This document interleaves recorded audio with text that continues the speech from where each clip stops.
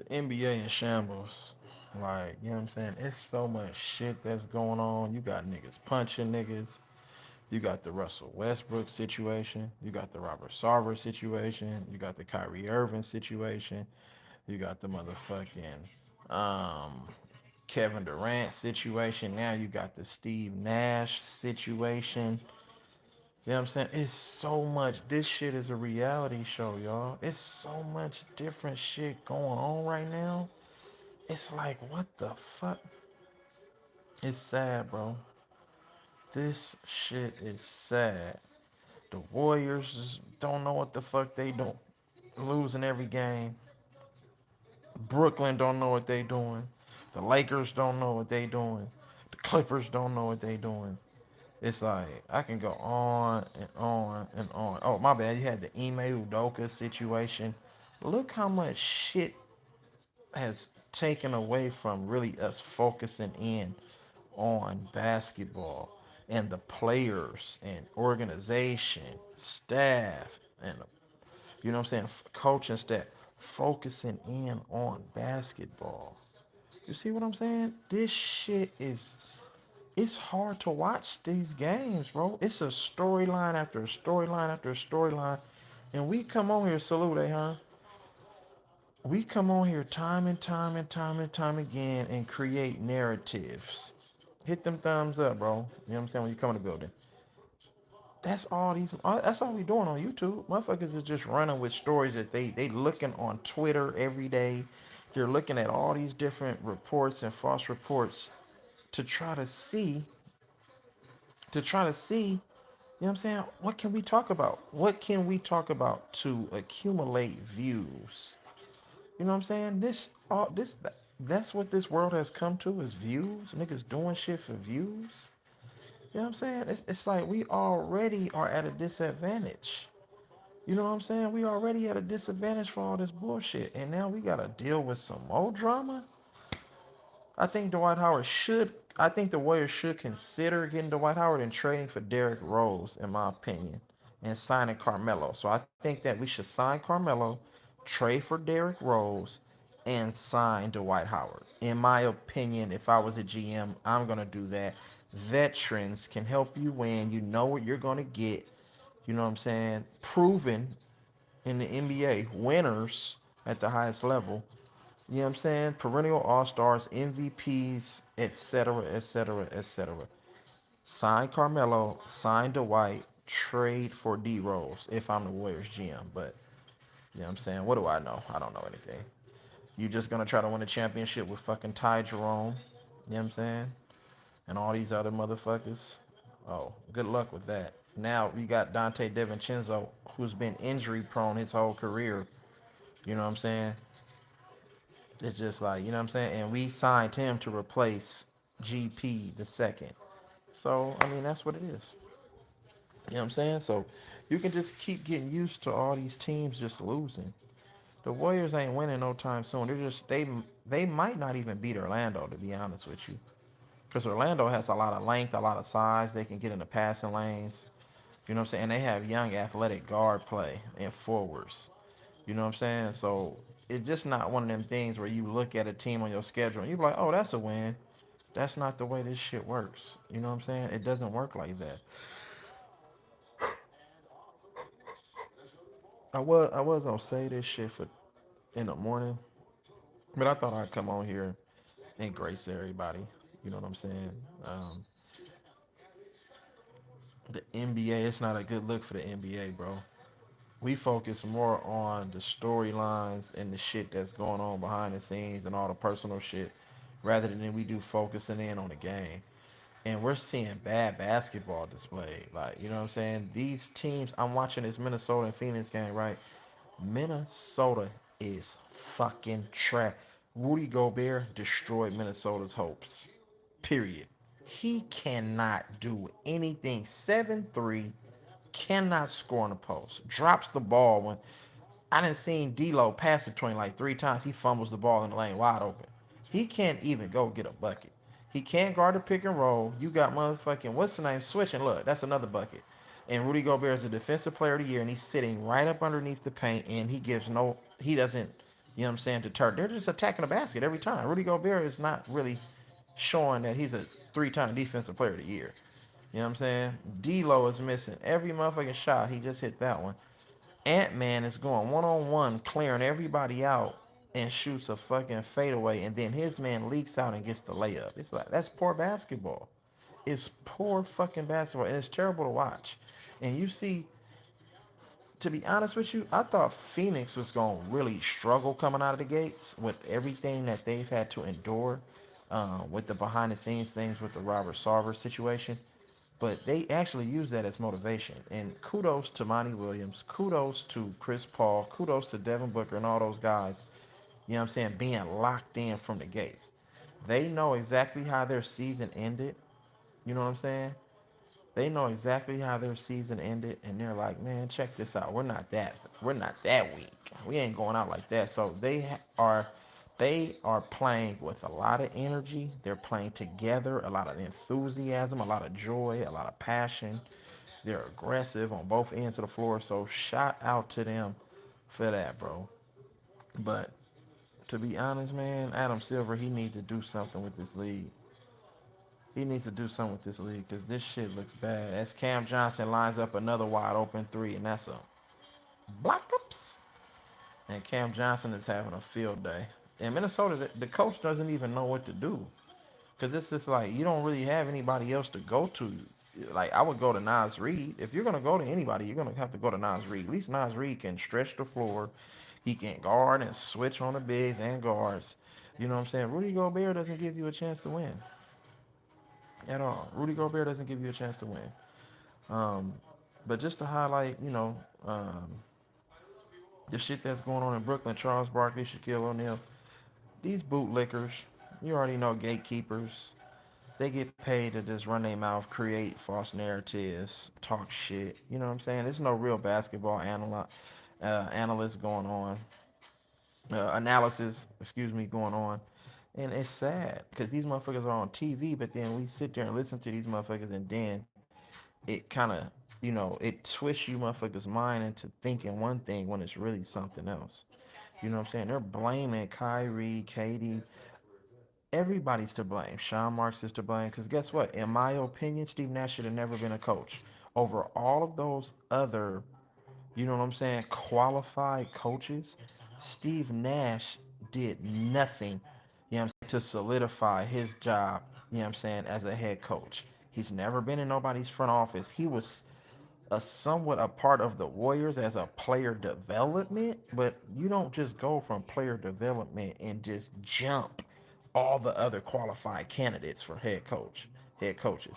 And that's exactly why they struggle because and that's why you've seen a lot of people leave from being on his staff. Like Amari Stoudemire left, he signed a cease and desist, or you know what I'm saying, a non-disclosure. Actually, my fault. He signed a non-disclosure agreement to, don't say anything about him parting ways with the Brooklyn Nets. Then you had motherfucking Ime Udoka, who they're talking about. He is a likely candidate, and he possibly will be getting the job in 24 to 48 hours. He left and went to Boston. So everybody around Steve Nash, they all alienated.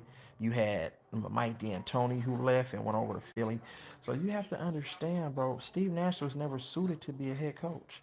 And that's what the players was trying to tell these dumb GMs and the owners, Joe Tsai, Mark, you know what I'm saying, Sean Marks. It's like if you're gonna put a championship team together, don't think that he can just take the motherfucking Steve Kerr route. It's a whole different ball game. And what the NBA was trying to do was get Steve Nash an NBA championship since he wasn't able to win one as a player. You need to understand that. They tried to get Steve Nash a championship by taking the shortcut, and it's not going to work. You can't just say, oh, I got Kyrie and KD, go win me a championship. No, it don't work like that.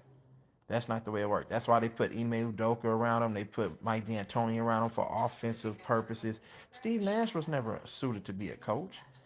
He wasn't even a coach. It was fucking Ime Udoka was a defensive coach and a motivator. And then you had motherfucking Mike D'Antoni. You know what I'm saying? Was the motherfucking who ran the offense. Now you see Brooklyn Nets just go one on one, one on one, one on one. You know what I'm saying? That's all they do, ISO basketball. And a lot of teams do that. And this shit is terrible. As Rudy Gobert is still in the game, and he can't even be a threat. Look, they sag off in the paint. Look, and another turnover. Rudy Gobert, yeah, you need to understand. Swud, what's happening, baby? I see you. Yeah, yeah. Hey, y'all. Hey, Swud. Good game, bro. Miami. I love Miami because of the culture. They play hard. I know the record doesn't indicate right now how good the Miami Heat really are, but I do like their team, and I think that with an addition, if they can get another piece, or they can get Cody Martin, you know what I'm saying? They can get him balling and being consistent and filling that PJ Tucker role.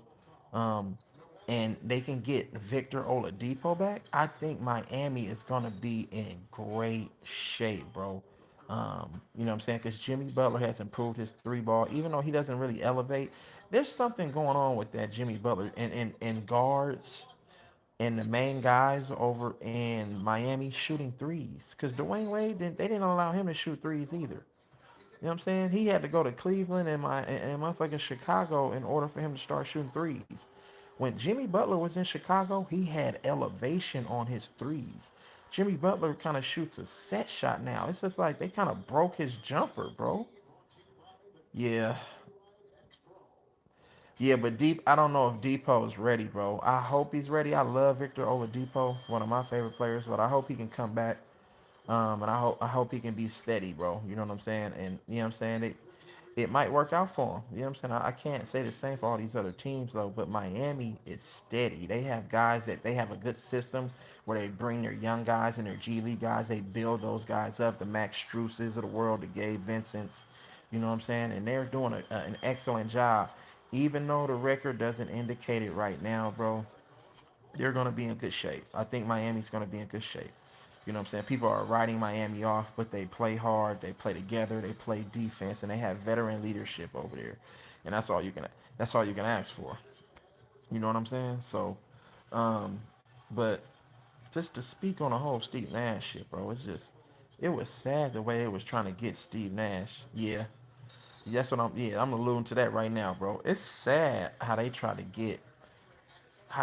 the NBA really tried to get Steve Nash a ring, bro, because he couldn't win one in Phoenix, and they put together the point guard and the head coach from that Phoenix Suns team, and they hired Amari Stoudemire on that team. Remember, as a player development or an assistant coach, a staff member, whatever his role was on that team.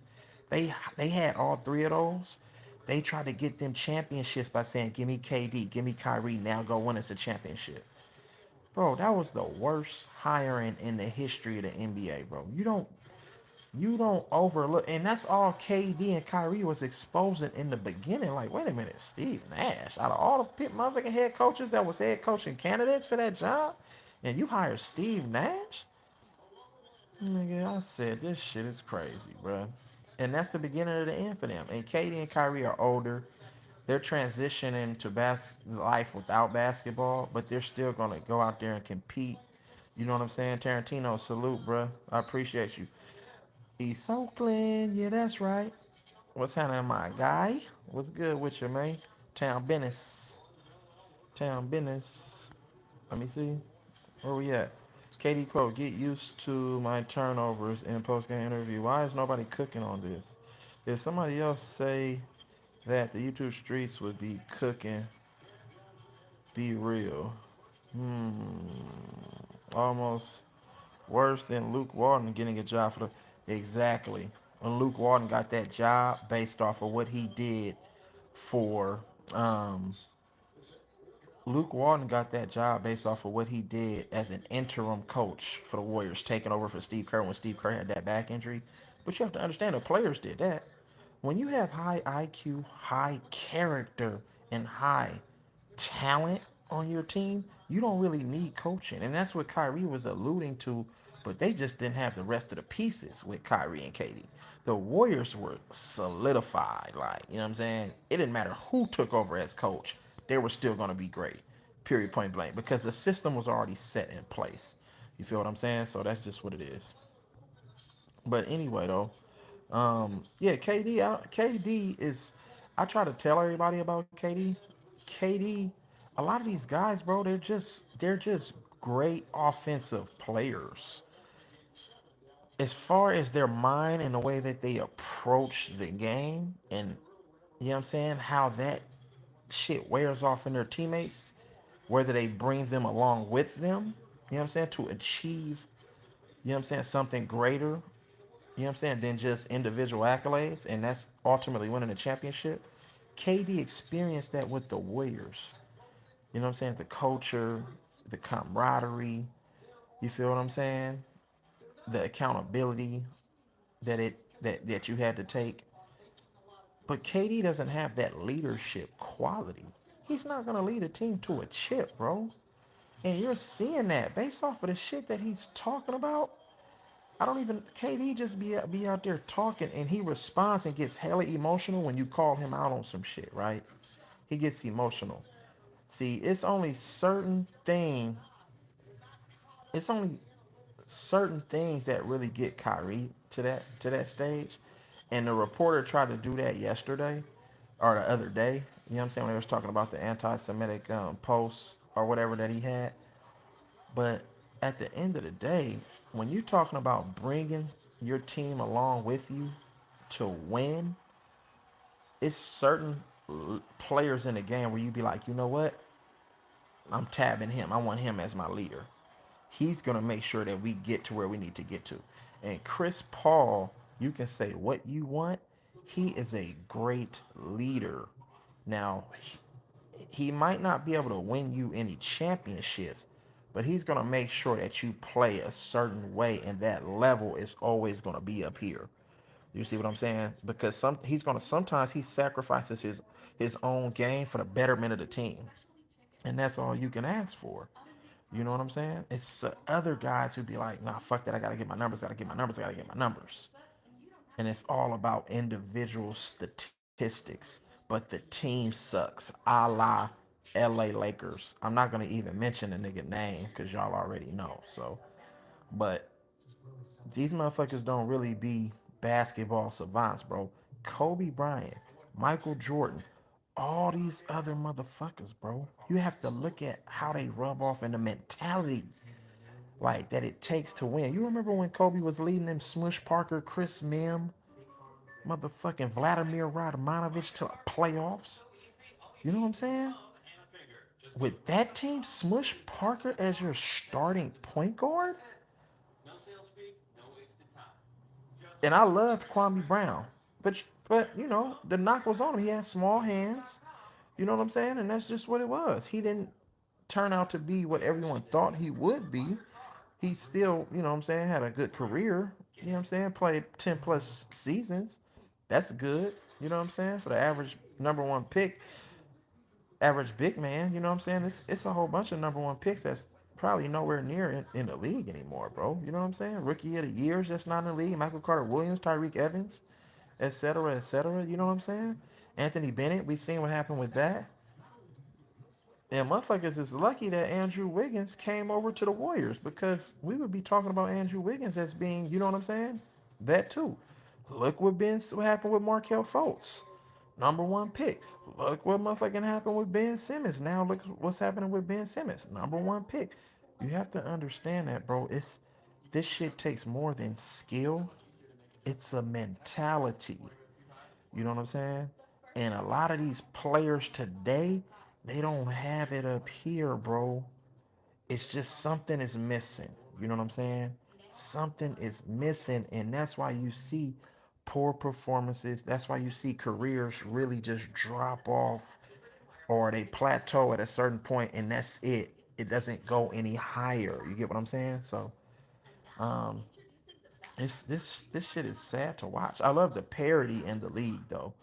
You know what I'm saying? The parity in the league is big. Um, there are a lot of young teams up and coming that's competing. Shout out to the OKC, Oklahoma City Thunder, minus their top lottery pick in Chet Holmgren.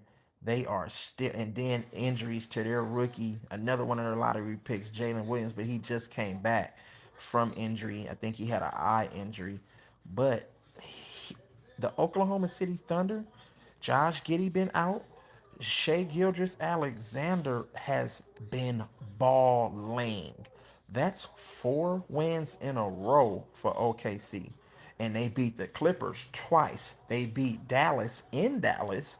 And now they got a home win against Orlando. That's not saying much, but Orlando has competed, you know what I'm saying, this season. They can't figure it out. Their execution late in ball games, especially in the fourth quarter, is obsolete. They don't know where to go to get a bucket. They have a lot of turnovers. You know what I'm saying? And that's that. But as far as OKC goes, OKC has a lot to be proud about. They're balling out there. You know what I'm saying? Real talk. Yeah. See how Booker developed? Yup. Real talk. Real talk. Real mother effing talk. Alec with says he will forever wait a team down at the clutch moments. Yeah, Tarantino. What's that, Tarantino? I said I think social media age has affected the mentality of the brands. Players become more important versus the play. Exactly. That's facts. That's facts. That's facts. Yep. Yep. And that's just what it is, bro. This new day and age, social media, and you know, rest in peace to Takeoff, bro. You know what I'm saying? Rest in peace to that king over some stupid, you know what I'm saying, senseless gun violence, you know what I'm saying, started in a dice game right around the corner.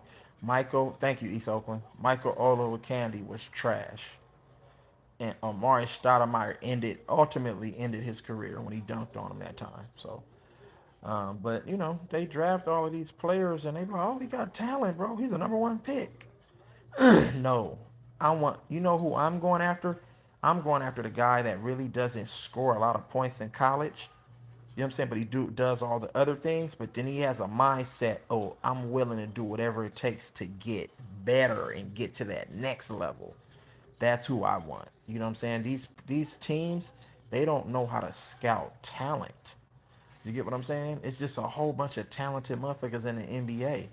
But that's not going to win you a championship. You know what I'm saying? You have to have high character, high IQ, and talent.